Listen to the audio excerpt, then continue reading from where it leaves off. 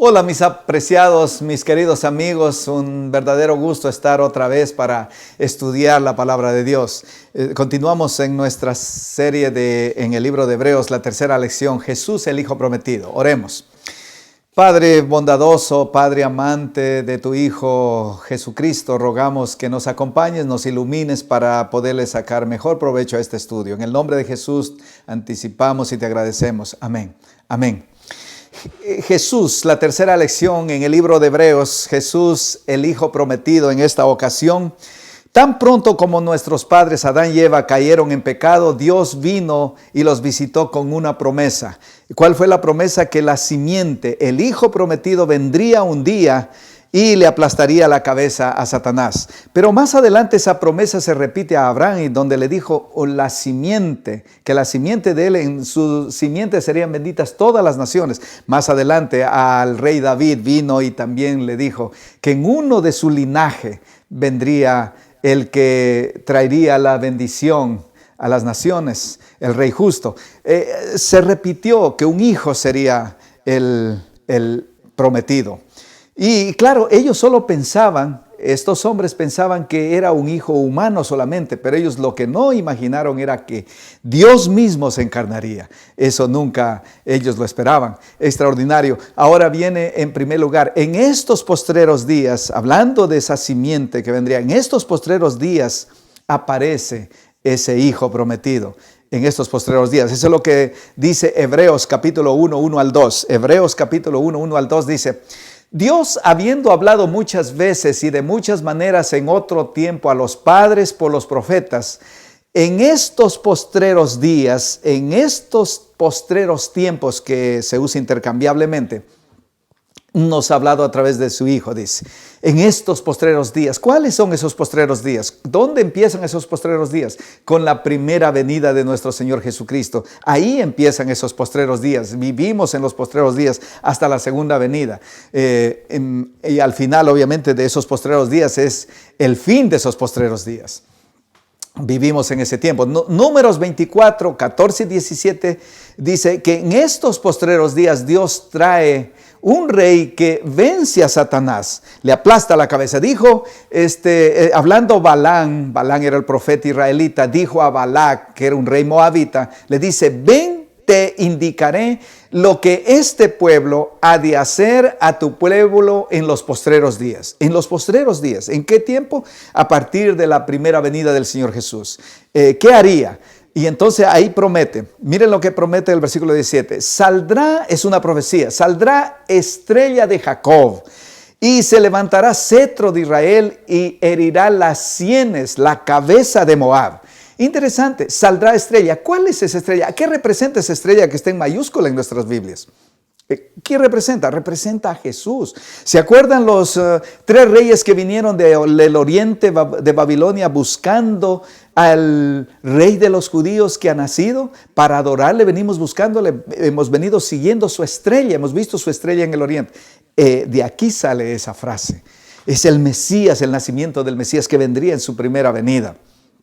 Y aquí dice que esta estrella, que se levantará cetro de Israel, cetro tiene que ver con reinado, dice, y herirá la cabeza, o las sienes de Moab, de la nación de Moab, la nación de Balac, y la destruiría, le daría una herida mortal, por así decirlo. En este caso es el Mesías, está profetizándose del que Mesías vendría y derrotaría y destruiría a los enemigos del pueblo de Dios. Es el Mesías. Pero cuando vino Jesús, ¿a quién realmente derrotó Jesús, esa simiente, ese hijo? A Satanás, aplastándole la cabeza en la cruz del Calvario. De eso trata. En los postreros días, Dios atrae a él, a todas las naciones. Isaías 2:2 dice: acontecerá que en los postreros de los tiempos, en los postreros días, que será confirmado el monte de la casa de Jehová como cabeza de los montes, y será exaltado sobre sobre los collados, y correrán a él. ¿A cuál a él? Al Mesías. A él todas las naciones. Jesús nuestro Señor, él dijo, cuando estuvo aquí en la tierra, dijo: si yo fuere levantado, hablando de su cruz, si yo fuere levantado, a todos atraeré mismo, a todas las naciones correrán hacia Él. Eso es lo que está describiendo aquí. ¿Y cuándo sería eso? En los postreros días también. Interesante, ¿no es cierto? Estamos en los fin de los postreros días. En el fin, se acaba el tiempo. Jesús viene por segunda vez. La pregunta es, ¿has corrido a Él? ¿Has sido atraído por esa demostración más grande de amor en la cruz del Calvario? ¿Jesús te ha atraído hacia Él? ¿Te has entregado a Él? Es una buena pregunta, ¿no es cierto? En estos últimos días, se acaba el tiempo. Estamos en el fin de los postreros días. Eso es lo que implica aquí. Nos ha hablado, no solamente que en estos postreros días, sino que nos ha hablado por el Hijo, sigue diciendo el pasaje. En estos postreros días nos ha hablado por el Hijo. Y el énfasis es nos ha hablado en el Hijo. Dios nos ha hablado por el Hijo. ¿Y por quién asimismo hizo el universo? Por el Hijo, el cual siendo la imagen misma de su sustancia y quien sustenta todas las cosas con la palabra de su poder, habiendo efectuado la purificación de nuestros pecados, eso es en la cruz, por medio de sí mismo en la cruz, se sentó a la diestra del Padre, a la diestra de la majestad en los cielos. La pregunta es aquí, por cómo Dios nos habló. Dicen, nos ha hablado por el Hijo. Dios, en primer lugar, esto nos muestra que Dios quiere hablarnos. Dios quiere tener comunicación con nosotros. Dios no está enemistado con nosotros. Él sí nos quiere hablar. Eso es buenas nuevas. Y nos quiere hablar por alguien que hizo el universo, por el creador del universo, el que es la imagen misma de su sustancia, que es de la misma esencia del Padre. Nos habló, en otras palabras, no era suficiente hablarnos a través de los profetas, no era suficiente hablarnos a través de la naturaleza, sino que Dios mismo vino a hablarnos, Dios mismo. Él quiso venir personalmente a hablarnos. Y es aquel que sustenta, que es el sustentador, Jesús, que dice que fue a la cruz, el mismo creador de todo, y fue a la cruz para salvarnos. Y entonces de eso describe. Y claro, hubo un silencio de ¿cuánto? De más o menos Dios, desde Moisés hasta Malaquías, nos habló alrededor de 1000 años. Pero después hubo un silencio de 400 años, sin que Dios guardó silencio, sin que Dios hablara a través de ningún profeta, pero irrumpe de repente, hablándonos a través de su Hijo después de 400 años. Porque en ese periodo que se llama intertestamentario, entre el Antiguo y el Nuevo Testamento, hubo 400 años de que Dios no mandó profeta, hasta que vino Jesús otra vez. Y quizás la humanidad estaba desesperada de que Dios no iba a hablar más, pero vino personalmente en la persona de Jesús a hablarnos. La pregunta es, ¿te ha hablado el Hijo a ti? ¿Has escuchado la voz de Él? ¿Te ha llamado a ti? ¿Has oído su voz? ¿O quizás el ruido de este mundo? Quizás los afanes de este mundo no permiten que oigamos la voz del Hijo. Y no hemos escuchado esa voz en forma personal llamándote, porque Él llama en forma personal, individual. ¿Has escuchado su voz? Ojalá tu oído espiritual esté sensible a su voz. ¿Por quién hizo el universo? El Hijo, ¿por quién hizo el universo? Dios el Padre está hablando. ¿Y por quién hizo el universo? Y miren lo que dice aquí. Dios nos ha hablado por el Hijo, por quien asimismo hizo el universo. Creó el universo. Es lo que significa.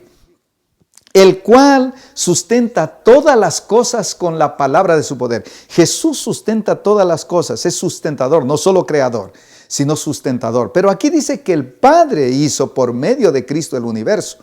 Creó a través de... O sea, ¿Jesús es solo un instrumento? ¿O Jesús es el creador? ¿Cómo es aquí? Miren, vamos a leer este otro texto, que ahí más adelantito, el versículo 10 de Hebreos 1 dice...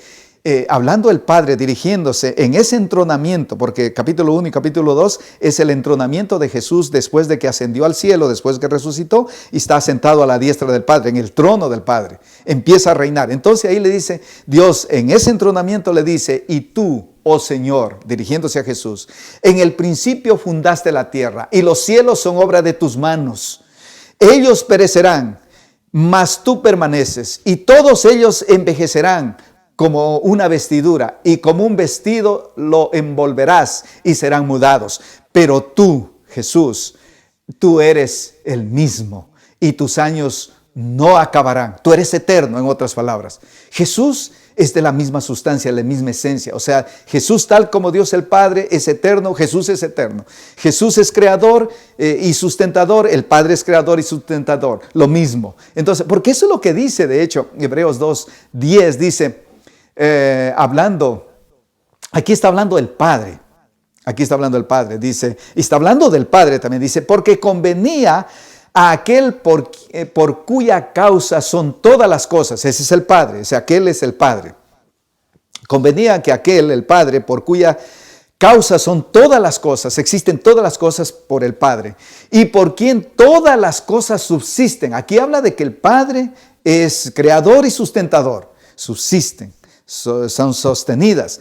Que habiendo de llevar muchos hijos a la gloria, perfeccionase, Dios el Padre, perfeccionarse por aflicciones al autor de la salvación de ellos, perfeccionase a Jesús a través de aflicciones, al Salvador, porque Jesús es el Salvador aquí.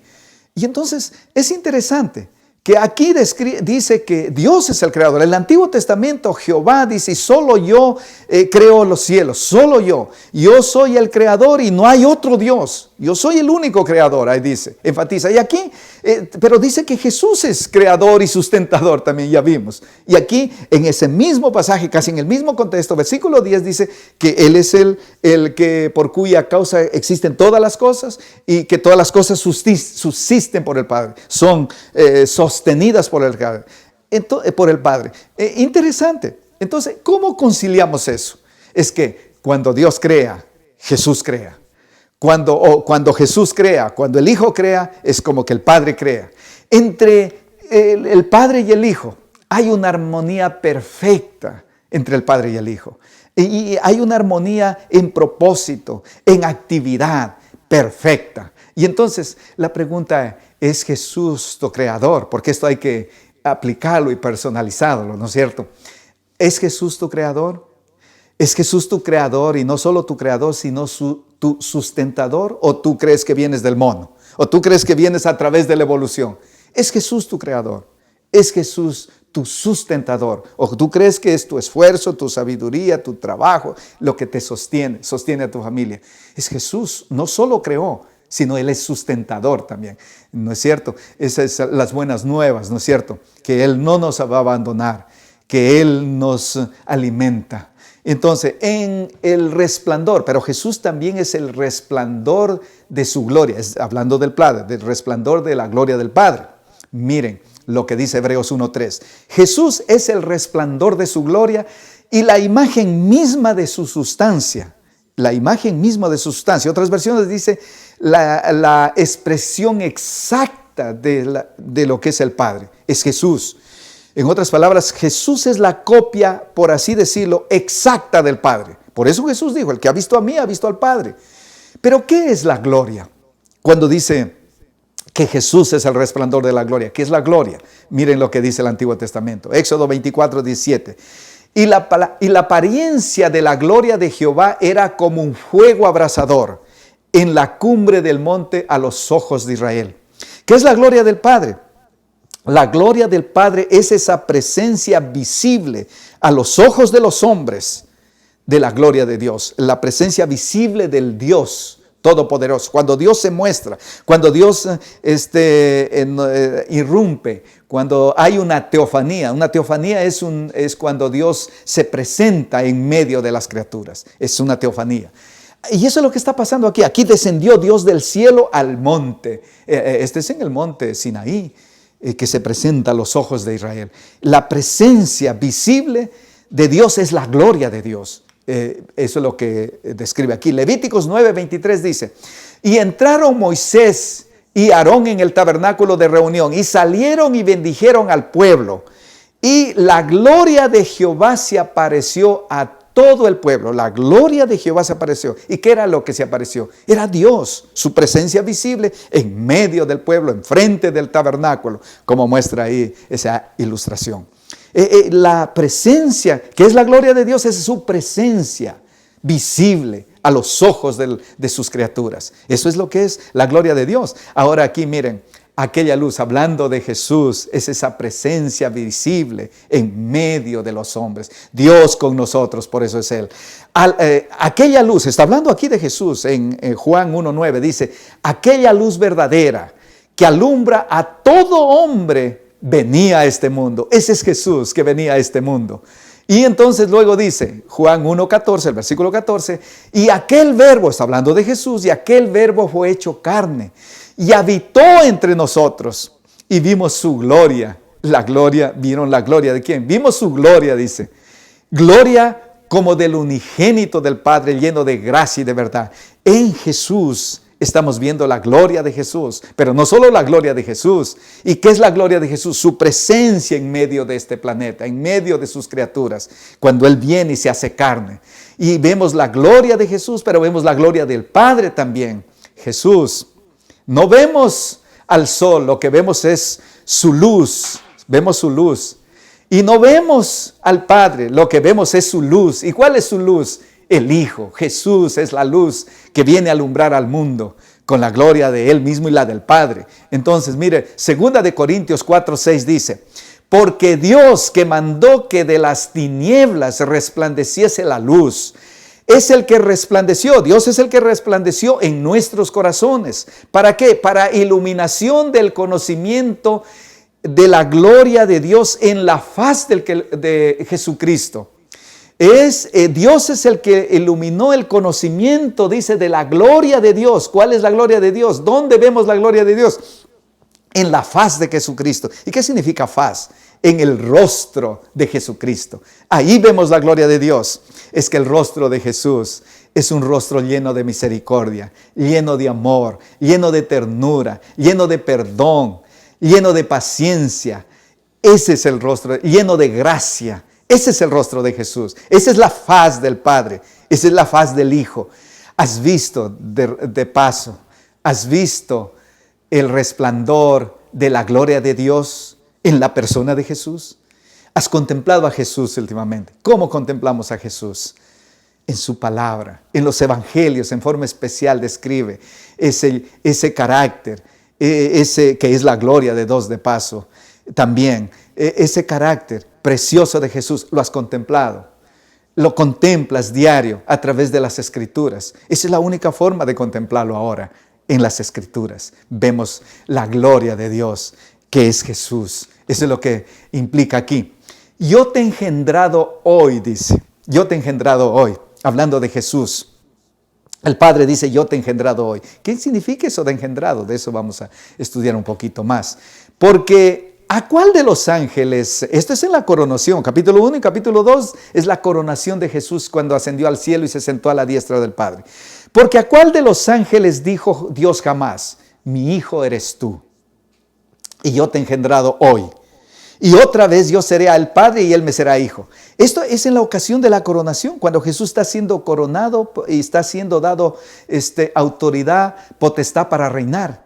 Está siendo reconocido en el universo como el legítimo gobernador de esta tierra. De eso trata aquí. Y entonces está siendo coronado. En esa ocasión le dice, mi hijo eres tú, yo te he engendrado hoy. Y tú pensarías, pero el engendramiento de Jesús en María fue hace 34 años antes, cuando Él fue engendrado en María. Aquí es después de que Él murió en la cruz, resucitó y ascendió al cielo y está siendo coronado, está siendo entronado como rey legítimo. Le dice, te he engendrado hoy. Obviamente no se trata de que de que Jesús está naciendo ahora, cuando está siendo coronado, cuando tiene alrededor de 33 años Jesús. En el cielo está ya. Después de haber operado la gran salvación de la humanidad, Él ha ascendido al cielo. En esta ocasión le dice, te he engendrado hoy, en ocasión del entronamiento, cuando Él ascendió al cielo. Entonces, no tiene que ver con nacer de concepción en María, no tiene que ver con eso, ese engendramiento. Salmos 2, 6, 8, donde está citando ese versículo anterior que leímos. Pero yo he puesto mi rey, dice ahí. Se trata de ese entronamiento. Yo he puesto mi rey. ¿Quién pone el rey? El Padre. ¿Y cuál es ese rey? Jesús. Yo he puesto mi rey sobre Sión. Sobre Sión. Sión es como es el trono de Dios, la ciudad de Dios, la nueva Jerusalén en el cielo. Yo he puesto mi rey sobre Sión, mi santo monte, ahí está, donde es el trono de Dios. Yo publicaré el decreto. Jehová me ha dicho, mi hijo eres tú. Yo te he engendrado hoy. De ahí cita Hebreos. Pídeme y te daré por herencia a las naciones.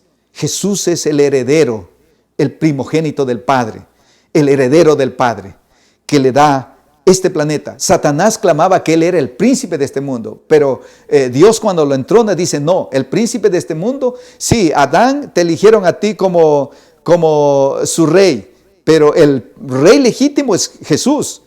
Y entonces, pero como Adán te entregó ese reino, ahora viene, al venir a la cruz, Jesús se lo arrebata otra vez, porque el dueño real es Dios, es Jesús.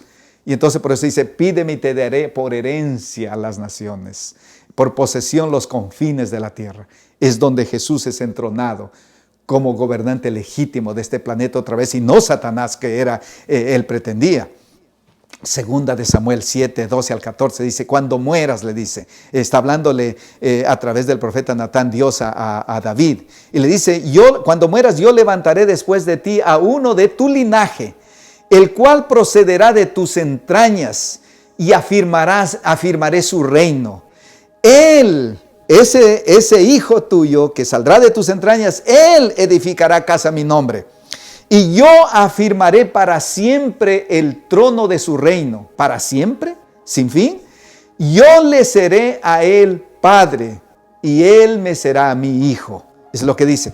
Aquí está describiendo esa costumbre que de los reyes, tanto de los reyes de Israel como de las naciones paganas, era en el entronamiento que Dios adoptaba, reconocía a ese rey, en este caso Salomón aquí, aunque no solo es Salomón, porque también hay un eco del Mesías aquí, porque después Salmos 2 menciona, de aquí sale esa frase del salmista David que escribió en el Salmo 2, dice, yo seré a él padre, dice, Dios está hablando, yo seré a él padre, y él me será mi hijo. ¿Y cómo David puede ser, padre, si Dios es el padre? ¿O cómo Dios puede ser el padre del hijo de David?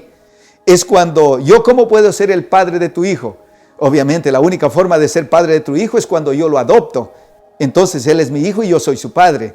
Eso es lo que está pasando aquí. Hay una adopción. Era la costumbre que cuando los reyes se sentaban para gobernar, cuando eran entronizados, eran reconocidos como hijos de la deidad. En este caso de Dios, pero las naciones paganas también hacían eso. Eran reconocidos como hijos de la deidad. Y al reconocerlo como hijo de la deidad, se legitimizaba, se autorizaba, se le daba autoridad para reinar sobre el reino, sobre la nación. Esa era la costumbre, y eso es lo que describe en la entronación de Jesús. Entonces dice, Dios prometió el evangelio, y entonces acerca de su hijo, de eso está hablando aquí en Romanos 1, 3 al 4, acerca de su hijo nuestro Señor Jesucristo, que era del linaje de David según la carne, Jesús, que fue declarado hijo de Dios, declarado. ¿Cuándo fue declarado? ¿Cuándo fue declarado hijo de Dios? En el entronamiento. Después de que resucitó, que fue declarado hijo de Dios con poder, con autoridad, con potestad, según el Espíritu de santidad por la resurrección de los muertos. Jesús, aquí, ¿cuándo es Jesús reconocido como rey? ¿Cuándo Jesús es reconocido o engendrado? ¿Cuándo fue engendrado Jesús? ¿A qué se refiere este engendramiento? Se refiere cuando Él está siendo entronado, cuando Él está siendo inaugurado como rey, porque esa era la costumbre. Digamos, de ahí la deidad lo adoptaba como hijo, como les dije. Pero cuando también es aquí, según este versículo que acabamos de leer, es reconocido como engendrado, como hijo de Dios. ¿Cuándo? Cuando resucitó. Aquí dice, por la resurrección de entre los muertos. Es ahí que es Jesús declarado hijo de Dios. Hijo de Dios. Digamos, es adoptado, es engendrado por la resurrección. Aquí, después de la resurrección. Eso es lo que describe. Así que la pregunta es, ¿has sido engendrado tú por el Padre? Porque la Biblia dice que tú también puedes ser engendrado. Lo que es engendrado de carne, carne es. Pero lo que es engendrado de Dios, del Espíritu, Espíritu es. Si nosotros vamos a ser hijos de Dios, tenemos que ser engendrados del Espíritu de Dios cuando Dios llega a ser el Padre. Entonces somos hijos legítimos también de Dios. Así que ese es el privilegio que tenemos por el Evangelio, gracias a Cristo, gracias a que Jesús fue a la cruz, de ser llamados hijos de Dios, de ser llamados hijos de Dios. Pero Dios tiene que adoptarnos, porque nosotros le dimos la espalda a Él. Y nosotros, Jesús dijo una vez, ustedes de vuestro padre el diablo sois, porque las obras del diablo quieren hacer. Eso es lo que les dijo a los fariseos. Porque nosotros elegimos otro padre, pero cuando nosotros decimos, Señor, yo quiero ser tu hijo, yo quiero en Jesús reconocerte, yo quiero ser salvo, yo quiero ser tu hijo, entonces Dios nos engendra, dice, espiritualmente hablando. Eso es lo que significa engendrar, de hecho, en la Biblia. Y Pablo habla de que tiene, hablando a una iglesia, le dice que Él los engendró. Es porque Él es el Padre espiritual. Engendrar, esa palabra no necesariamente es porque literalmente lo engendra, sino que lo reconoce, es en forma espiritual. Eso es lo que repite el Nuevo Testamento una y otra vez cuando usa esa palabra engendrar. Así que nosotros podemos ser engendrados también. Extraordinario que nosotros podemos ser adoptados. En Cristo nosotros somos adoptados otra vez como hijos legítimos de Dios y no del enemigo. Así que la pregunta es, ¿tú has decidido ser hijo de Dios? Esa es la pregunta. ¿Eres hijo de Dios? ¿Has reconocido a tu Padre Celestial? Ojalá que sí. Oremos. Padre amado, gracias porque en Jesús tenemos esperanza, tenemos un Padre eterno, tenemos gracia salvadora. Somos adoptados como hijos eternos otra vez tuyos, para siempre, por siempre. Gracias, querido Padre, en el nombre de Jesús. Amén. Estimados amigos, por favor compartan para que otros también sean bendecidos. Gracias.